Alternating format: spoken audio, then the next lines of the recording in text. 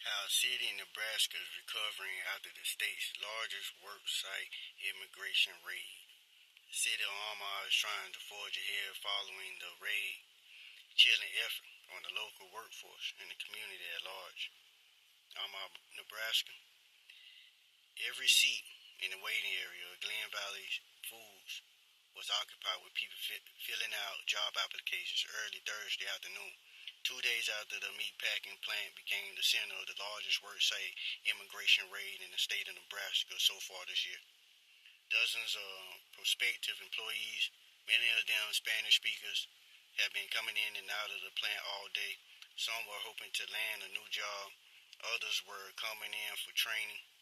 The scene gave the company's president, Chad Hartzman, a glimmer of hope amid the chaos, and assures after Thursday's raid purged roughly half of his staff, many of whom have been long-time employees of the company, which has been processing boxed beef for more than 15 years. Hartman had never seen or experienced a raid before.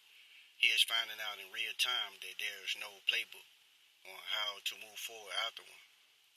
Hartman told NBC News the process of rehiring new workers, Hartman said, feels like asking someone to replace a family member. You cannot, in my mind, he said, they were part of our family and they were taken away.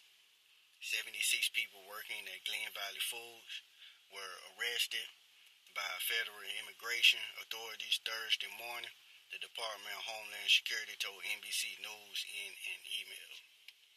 Immigration and Customs Enforcement said the arrests were part of enforcement operations to execute a federal search warrant in connection to an investigation into the large-scale employment of aliens without legal work authorization. As of Friday night, criminal charges had not been filed against those arrested in the raid. About a dozen of them have already been deported or transferred out of state. At least 63 others were taken to the Lincoln County Detention Center. The county's sheriff, Jerome Kramer, said none of the detainees are violent offenders, and he hopes to help them complete the process to correct their work status and reunite them with families or employers. Samantha Santiago, who owns a business selling accessories in South Omaha, predominantly Latino business district, said many of the detained people were her customers. There are just too many families who were affected, she said in Spanish, adding that some of the people in the community council, quinceañeras, and baptism plan of this weekend because the sadness is too deep. The raid happened on the same week John Ewing officially took office as the first black mayor of Omaha. Ewing, the Democrat, defeated Republican incumbent John Strawley in last month's election. At the same time, anti-ICE demonstrations have been raging across the nation in cities like Los Angeles, Seattle, New York, and Philadelphia. Protesting tactics being used when conducting raids and immigration enforcement actions. It's a collective effort as a community to both mourn together and also try to find solutions together for everybody. Douglas County Commissioner Roger Garcia and first Latino to occupy that position told NBC News. Douglas County, where Omaha is located, is one of just two countries in Nebraska that went blue during the 2024 presidential election.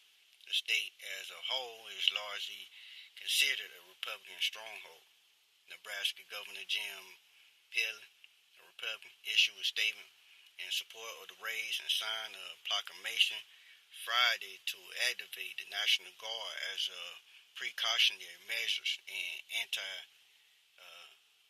anticipation anti-ICE protests this weekend in a news conference Wednesday. Ewing said that he does not support workplace raids and Omaha police would not, as a normal course of business, ask people about their immigration status. The dueling points showcase the source of nationwide tension as Americans grapple with President Donald Trump's action to fulfill his campaign promise of mass deportation. On Friday, over 500 people protest Omaha's immigration raids peacefully marched to Charles Schwab Field, where the College World Series, the city's biggest sporting event, was kicking off. It is big for tourism in Omaha. Juan Elizondo, one of the protesters' lead organizers, told NBC News, "The nation is here with us, being their presence and letting them hear us, I think is more impactful." A diverse crowd of demonstrators, from children and young people to older adults, were mostly dressed in white to show peace, though a handful of them even dressed in white uniform to symbolize immigration contributions. Most of them held signs, upside down American flags, setting distress and Latin American flags to represent some of the people's heritage. Dozens of other people driving by honked at the demonstrators and placed flags outside of their car windows to show support. The march marked the first time Elizondo, 32, had organized a protest.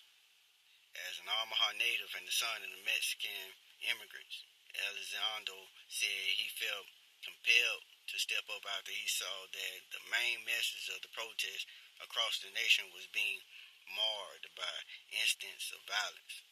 "This is definitely an extreme moment in the community," he said.